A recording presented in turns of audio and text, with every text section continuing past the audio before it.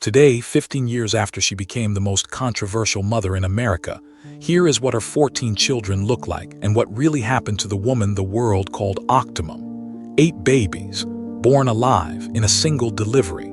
It was a record nobody had ever matched. But what came after almost destroyed her and almost destroyed them. Her name was Nadya Suleman, born in California on the 11th of July, 1975. She was an only child, but she did not want to be. From the time she was small, she begged her parents for brothers and sisters. They never came, so she made a quiet promise to herself. One day she would build the family she never had. In her early 20s, she fell in love. His name was Marcos Gutierrez. They met in a supermarket in her neighborhood. It was love at first sight, and when she told him about her dream of a big family, he said it was his dream too. In 1996, they married, and Nadya finished her training in psychiatry. Everything seemed to be falling into place. Then, on a normal morning in 1999, the patients in her ward at Metropolitan State Hospital started a revolt. One of them threw a wooden table at her back. The impact gave her a herniated disc, ended her career, and sent her into a depression she would carry for years. While she was healing, she and Marcos were trying to have a baby. Doctor after doctor, test after test, nothing worked, until one specialist gave them the answer. The problem was not Nadya, it was Marcos. He was infertile. Nadya wanted IVF with a donor. Marcos refused and gave her an ultimatum. She did not hesitate. In the year 2000, she chose motherhood and walked into a fertility clinic alone. In 2001, her first child was born. She named him Elijah. A year later came her daughter Amara, then twins. Within a few years, she was the single mother of 6 children, and somehow she still wanted more. She found a new doctor named Michael Kamrava. She had 6 frozen embryos left, and she considered herself strongly pro-life. Discarding them, she said, would be a sin, so she asked him to implant all of them at once.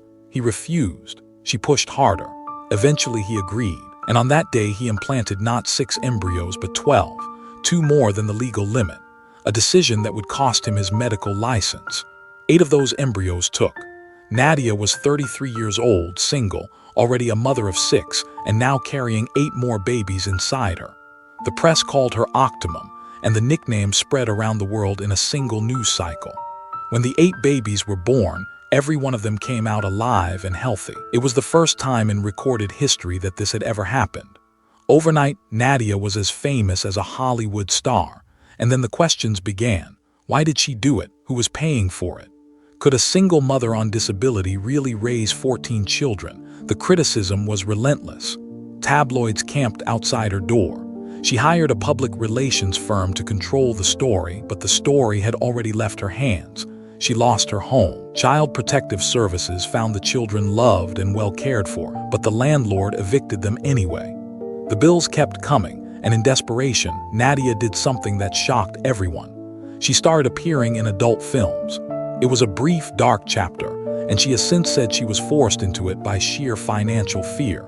She was terrified she would not be able to feed her 14 children. The Octomom persona, the same one that had made her famous, was now nearly destroying her. The turning point came in February 2013. She was in a club in Florida, still working in the adult industry, when a tall man she had never seen before walked straight up to her. He took her hand. He looked her in the eye, and he asked her one question.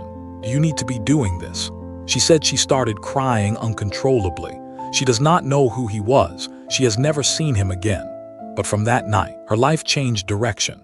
She left the adult industry behind. She legally changed her name from Natalie to Nadya Suleman. She went back to school, finished a master's degree, and returned to therapy work. Today, Nadya is in her late 40s. She raises all 14 children alone in a 2-bedroom apartment, turning the office into a 3rd bedroom so each child has somewhere to sleep. On her social media, she calls them the Suleman family. The octuplets are now teenagers. Their names are Makai, Josiah, Isaiah, Jonah, Maliyah, Jeremiah, Nariyah, and Noah. Each one has a completely distinct personality. Some are introverted and shy, others are loud and independent. One of them, Aiden, is autistic, and his 13 siblings look out for him the way a real family does. All 14 children are raw vegans. They run charity marathons. They volunteer for causes they care about. They have their own family YouTube channel. And every Christmas, every single one of them receives exactly one gift, because Nadya wants them to value the people in the room more than the things in the box.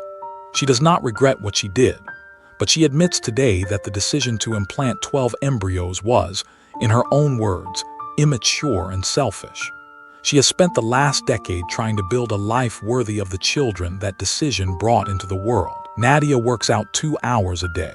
She drives the kids to school every morning, jokes that she is the official bus driver, and refuses to date because, she says, her children come first.